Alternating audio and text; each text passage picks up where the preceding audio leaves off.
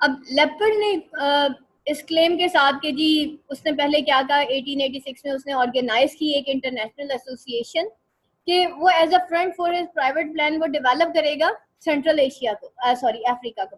तो लेपर्ड ने यूज किया कॉन्गो को एक ह्यूज मनी मेकिंग रिसोर्स के तौर पे, committing human rights violations in the process. और इसके लिए, इस ह्यूज मनी मेकिंग के लिए उसने कमिट क्या किया था, committing human rights violation in the process. और उसने क्या कमिट किया था, बहुत ज्यादा ह्यूमन राइट्स वायलेशन की इस प्रोसेस में। किस प्रोसेस में, पैसा इकट्ठा करने के प्रोसेस में। एज ही build public works project in Belgium, क्योंकि उसने वहां पे बेल्जियम में जो है पब्लिक वर्क्स प्रोजेक्ट स्टार्ट कर दिए थे with the money he accrued, उस मनी के साथ जो कि उसको मिले थे। 5 to 8 million victims, 50% of population. ठीक है, ये विक्टिम्स हैं, ये देख लें इनके साथ क्या क्या हुआ था। किसी का हाथ काट दिया गया था, और ये इन सब के साथ ये जुल्म हुआ था कि इन सब के हाथ काट दिए थे, इन्होंने एक एक हाथ काट दिया। It is the blood curdling to see them. ठीक है, अब इन्होंने वहां जाके क्या किया था, it is blood curdling to see them the soldiers returning with the hands of the slain and to find the hands of young children among the bigger ones evidence their bravery. The rubber from the district has caused hundreds of lives, and the scenes I have witnessed, while unable to help the oppressed, have been almost enough to make me wish I were dead. तो कहता है कि Conrad खुद कहता है कि it is blood curdling to see them, the soldiers, returning with the hands of the slain. ठीक है, जो कि रिटर्न हुए with the hands of slain, and to find the hands of young children amongst the bigger ones evidencing their bravery. और फिर उसने क्या कहा कि robber from the district have culled hundred of lives इन्होंने तबाह कर दी। And the scenes I have witnessed, और वो सीन्स जो मैंने वहां पे देखे, while unable to help the oppressed, मैं इन ऑप्रेस्ड को हेल्प भी नहीं कर सकता था, have been almost enough to make me wish I were dead. तो मैं दुआ, मतलब वो कहते हैं काश कि मैं कभी इतनी क्रूएलिटी कभी देखता ही ना, मैंने अपने सामने ऑपरेशन होते देखा। और फिर मैं जो हूँ, this rubber traffic is steeped in blood, and if the native were to rise and sweep every white person on the upper Congo into eternity, there would still be left a fearful balance to their credit, Belgian official ने ये कहा था। उसके बाद देखते हैं white king, red rubber, black death. ठीक है, अब देखते हैं ये रेड रबर, व्हाइट किंग और ब्लैक डेथ क्या थी। Countries such as France, the Netherlands and the Great Britain that acquired large empires exploited both land and people. However, some measures to protect the rights of overseas subjects were introduced. Rights of women and men to vote, protection against industrial exploitation was making child labor illegal, and improving employment conditions. Some of these rights were followed in Africa colonies, but not by Leopold. Too. Leopold had to give up the Congo to Belgium in 1908 as a result of the international campaign exposing Leopold's activities in Congo. Leopold को finally give up करना पड़ा the Congo to Belgium in 1908 as a result of international एक campaign चली थी जिसने expose किया था leopard की इन एक्टिविटीज को जो कि उसने कॉन्गो में की। द आइवरी ट्रेड, अब ये लोग वहां पे क्यों गए थे, ये वहां पे आइवरी इकट्ठी करने गए थे कि जो यूरोपियंस थे ये वहां पे आयरन इकट्ठी करने गए थे। Most Europeans in 1890s felt that African people needed exposure to European culture. उनको लगा कि भाई इनको जरूरत है कि ये यूरोपियन कल्चर को सीखे, and technology to become more evolve. This responsibility was known as the white man's burden. और इस रेस्पॉन्सिबिलिटी को क्या कहा गया कि जी ये व्हाइट मैन्स बर्डन है। जैसे अमेरिका के बारे में आज कहा जाता है कि जी अमेरिका ने अपने सर पे सवार कर लिया है कि उसने पूरी दुनिया को सही करना है। तो एक्चुअली इन रेस्पॉन्सिबिलिटी को इन्होंने क्या कहा, the white man burden and the forward to bring Christianity and commerce to Africa group. और फिर उन्होंने क्या किया कि उन्होंने मजीद वहाँ पे क्रिश्चियनिटी को मजीद वहाँ पे मतलब प्रीच करना शुरू किया, और and commerce to Africa group. और इस तरह से उनकी ये था कि इस तरह से शायद कॉमर्स टू अफ्रीका जो है वो ग्रू हो जाएगी। In return to these benefits the European extracted huge amount of ivory. और इन रिटर्न के उन्होंने इतने बेनिफिट्स दिए आखिर अफ्रीका को, उनको कुछ तो मिलना चाहिए था। तो यूरोपियंस ने एक्सट्रैक्ट किया ह्यूज अमाउंट ऑफ आइवरी को, ठीक है, वहां से हाथी दांत जो है इन्होंने बहुत ज्यादा जो है वो लेना शुरू किए, और इन्होंने बहुत से, देखें ये हाथी, इन्होंने एलिफेंट्स किल कर दिए थे अफ्रीका में।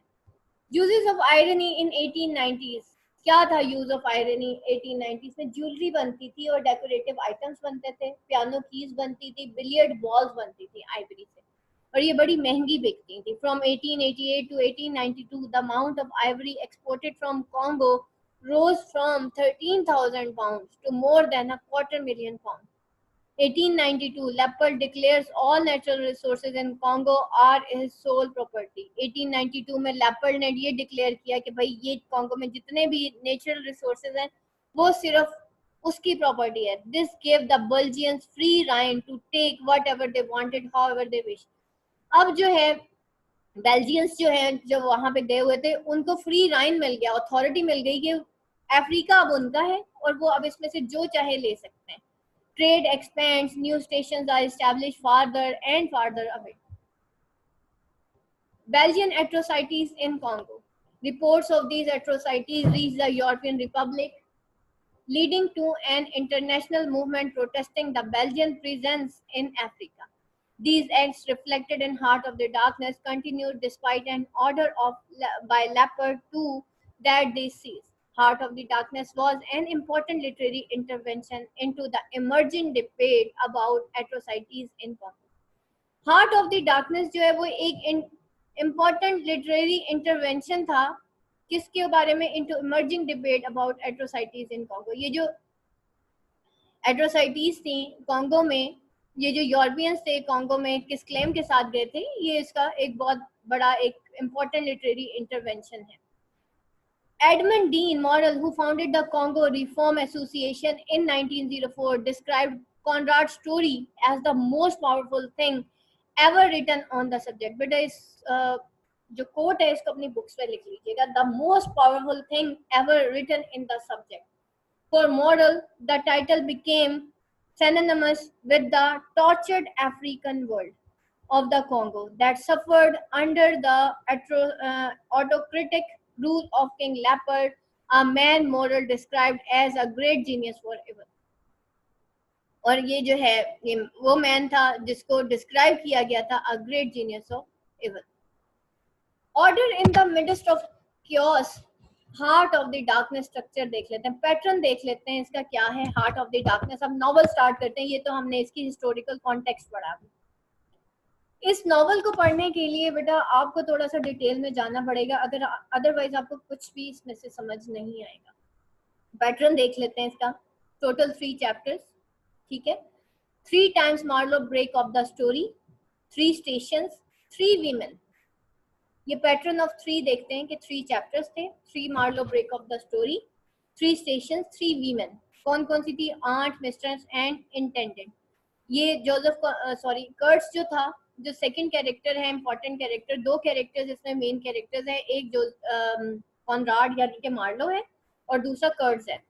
3 सेंट्रल कैरेक्टर्स, कर्ट्स, मार्लो, नैरेटर. ठीक है, नैरेटर कौन है? कॉनराड. अभी यही बता रही थी आपको कि 3 सेंट्रल कैरेक्टर्स है, कर्ट्स, मार्लो एंड नैरेटर, और स्टोरी इन दोनों के दरमियान शिफ्ट होती रहती है. 3 character with the names, 3 views of Africa. 3 characters थे जिनका सिर्फ नेम था. 3 views of Africa, political, religious और economic. Narrative style in HOD देख लेते हैं. Frame narrative story within story. Story के अंदर एक स्टोरी है within narrator and Marlow. मैंने अभी आपको यही बताया था स्टोरी विद इन स्टोरी है. जब मैं पेपर्स दे रही थी ये क्वेश्चन आ गया था, ठीक है, कि कुछ ऐसे ही आया था कि वो जो स्टोरी है वो शिफ्ट होती है बिटवीन द 2 नैरेटर्स, नैरेटर और मार्लो के दरमियान. तो इस टेक्निक का कुछ नेम आया था, तो वो फिर मैंने इस क्वेश्चन को सॉल्व किया था कि that is basically the shifting of the story from narrator to Marlow and Marlow to the narrator. Circular structure देखते हैं. Mimics oral story telling. Readers sit down with the sailors ready to hear myth और question. अब circular structure क्या है? Mimics oral story telling. कि oral story telling है, reader जो है वो बैठ जाता है with the sailors ready to hear myth और क्वेस्ट। और आपको पता है जब समुद्री रास्ते के तहत जाते थे लोग क्या करते थे, स्टोरी टेलिंग करते थे। लाइट एंड डार्क मोटिव्स जो है इसके सिंबल्स हैं और वो लाइट एंड डार्क है। ट्रांसफॉर्मेशन है physical and psychological. Narrative style देख लेते हैं हार्ट ऑफ द डार्कनेस का। Frame narrative the story within a story technique distances Conrad as author. ठीक है, अब story within story technique है जो इसके अंदर यूज हुई है। मैंने ये वाला क्वेश्चन सॉल्व किया था, एनुअल एग्जाम्स में आया था 2016 में। उसके बाद readers are unsure whether they are reading the tale second और द थर्ड है। रीडर बेचारा खुद अनश्योर है कि ये जो रीडिंग द टेल है ये सेकंड है कि थर्ड है। ठीक है, difficulty in distinguishing whether the opinions expressed are Conrad's own और द नैरेटर। ओपिनियन कॉनराड की है कि नैरेटर की है। ठीक है, the book is divided into 3 chapter that indicate changes in Marlow's attitude towards कर्स और the idea of the Kurtz. Book जो है डिवाइड होती है 3 चैप्टर के अंदर जो कि इंडिकेट करती है changes in Marlow attitude towards Kurtz. ठीक है, उसका चेंज होता है एटीट्यूड टुवर्ड्स कर्स और the idea of the curse. अब लेट्स सी कि मार्लो का क्या ख्याल था कर्ट्स के बारे में, उसका क्या एटीट्यूड था कर्ट के बारे में, और एक्चुअल में कर्ट्स क्या था। यही स्टोरी है। In chapter 1 Marlow begins to build a picture of Kurt from the other people's description of him। Marlow ना बहुत ज्यादा इंस्पायर होता है कर्ट से। कर्ट एक बहुत कोई फेमस पर्सनालिटी होती है जिसके पम्फलेट्स उसकी जो है ना बहुत मल्टी टैलेंटेड एक इंसान होता है बेल्जियम का। और वहाँ के लोग उससे बड़े इंस्पायर होते हैं कि भाई उसकी राइटिंग आई है, उसके पॉम्फलेट्स छपते हैं, उसके आर्टिकल्स छपते हैं अखबारों में, वो पेंटर भी है, वो बुक्स भी लिखता है। इस तरह से कर्ट्स की एक बहुत, तो लोग वहाँ की जो यंग जनरेशन थी वो उससे बहुत ज्यादा इंस्पायर थी और उसको अपना हीरो मानती थी। मार्लो भी उसमें से एक था। Chapter 2 sees Marlowe growing obsession with meeting and talking with the Kurtz। Chapter 2 में हम देखते हैं कि मार्लो की ग्रोइंग ऑब्सेशन जब वो मीटिंग करता है और टॉक करता है कर्ट्स के साथ। In chapter 3 Marlow and Kurtz actually meet. वो इतना ज्यादा हम जब किसी पर्सनालिटी से बहुत ज्यादा इंस्पायर होते हैं ना, तो हमने अगर उसको नहीं भी देखा होता तो हम उसके जानने वालों से पूछते हैं कि भाई वो कैसा है, वो किस तरह से काम करता है, वो बोलता कैसे है। तो ईच एंड एवरीथिंग हम उससे पूछ रहे होते हैं।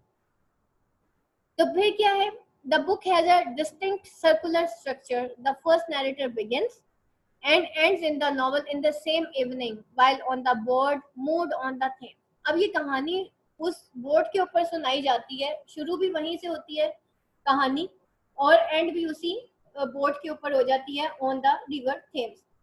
डार्कनेस देखते हैं, darkness excess madness destruction. Darkness क्या है, एक्सेस है, मैडनेस है, डिस्ट्रक्शन है। Is only in the jungle but everywhere, not only in jungle but everywhere. ये डार्कनेस हर जगह है, सिर्फ जंगल में नहीं है, सिर्फ कॉन्गो के अंदर नहीं है, बल्कि हर जगह है। और कहाँ कहाँ पे, even in London which was the heart of British empire and its colonialism. London में भी है और जो कि हार्ट है ब्रिटिश एम्पायर का, ग्रेट ब्रिटेन का, और उसकी कॉलोनियलिज्म, उसमें भी क्या है, डार्कनेस है। There is a clear progression downward to hell that recalls Dante's Inferno and perhaps also Hamlet's descent into the madness। अब ये क्लियर प्रोग्रेशन है डाउनवर्ड टू हेल जो रिकॉल करती है डेंटीज इन्फर्नो को एंड परहैप्स आल्सो हैमलेट की जो decent है इनटू मैडनेस। हैमलेट अगर किसी ने पढ़ा हो तो हैमलेट की मैडनेस के ऊपर एक क्वेश्चन आता है, ये वही है। अब यहाँ पे देखेंगे क्या है, that is the London, the Neely, the narrator and the Marlowe। अब कहानी स्टार्ट यहाँ से होती है, ये जो आउटर स्टेशन है ना यहाँ से होती है। मार्लो कहाँ पे है, लंदन में है। इसकी जो बोट है उसका नाम नीली है और ये नैरेटर यानी कि जोसेफ कॉनराड एंड मार्लो, यहाँ से कहानी शुरू होती है। ठीक है, और यहीं वो फिर मार्लो कहाँ पहुंचता है, कंपनी ऑफिस में पहुंचता है जो कहाँ पे है, ब्रसल में। वहां पे वो एक डॉक्टर से मिलता है अपनी, पहले तो वो आंटी को कहता है ना कि भाई अपनी आंट के थ्रू वो कंपनी ऑफिस में जाता है। कंपनी ऑफिस कहाँ पे है, ब्रसल के अंदर है। ब्रसल में वो फिर डॉक्टर उसको एग्जामाइन करता है, रादर मार्लो दिमागी तौर पे ठीक है। वो डॉक्टर उसको क्या देखता है मार्लो को कि ये बंदा दिमागी तौर पे ठीक है, ये वहां जाके उसका मेडिकल चेकअप नहीं करता, उसका सिर्फ दिमाग चेक करता है कि ये वहां जाके एडजस्ट भी कर पाएगा कि नहीं कर पाएगा। और जाना कहाँ है? अफ्रीका जाना, जो कि मार्लो का ख्वाब था। वो मार्लो जो है मैप्स का बड़ा शौकीन था, मैप्स के ऊपर जो है वो जो है बहुत ज्यादा एक्सप्लोर करता था मैप्स को। और फिर जो है उसको बड़ा शौक था कि ये जो डार्क कॉन्गो है ना, कॉन्गो रिवर का, एक तो उसको जगह जगह इसने सेलिंग की हुई थी, बहुत ज्यादा शौक था इसको कश्ती रानी का, सेलिंग का। और ये जाना चाहता था कहाँ पे? अफ्रीका जाना चाहता था थ्रू कॉन्गो रिवर। तो इसको बड़ा ही शौक था कि मैं कॉन्गो रिवर जाऊं और अफ्रीका जाऊं, मैंने ये नहीं देखा। फिर अब वो कंपनी ऑफिस में ब्रसल में जाता है, जो कि आउटर स्टेशन है अफ्रीका का, ठीक है। आउटर स्टेशन पे वो पहुंचता है थ्रू ब्रसल, जो कि उससे अफ्रीका में पहुंचता है, जहां पे वो पहुंचता है चीफ अकाउंटेंट। और वहां पे जब वो पहुंचता है आउटर स्टेशन में, तो शेलिंग का बुश, ठीक है, तो बुश के अंदर से शेलिंग शुरू हो जाती है, यानी कि फायरिंग शुरू हो जाती है। कंपनी ऑफिस जो है दैट इज द मतलब ये आउटर स्टेशन है, जो कि अब वो उस कंपनी ऑफिस से पहुंचता है outer station of the Africa. फिर उसके बाद वो सेंट्रल स्टेशन में पहुंचता है, जहां पे वो मैनेजर से मिलता है और ब्रिक मेकर से मिलता है। और फाइनली फिर ये सेंट्रल ऑफ स्टेशन है, जिसको हार्ट ऑफ द डार्कनेस कहा गया, और ये ब्लैक है, ठीक है। ये असल में जगह थी जहां पे कर्ड्स रहा करता था, और ये टोटली ब्लैक है। लेकिन मार्लो का जब सफर शुरू होता है ना, यहाँ पे तो वो डॉक्टर से मिलता है ना, जब वो आउटर स्टेशन पे पहुंचता है, तो यहाँ पे वो कुछ लोगों को देखता है जो कि मर रहे हैं, जो चेंड लोग हैं वो यहीं पे देखता है।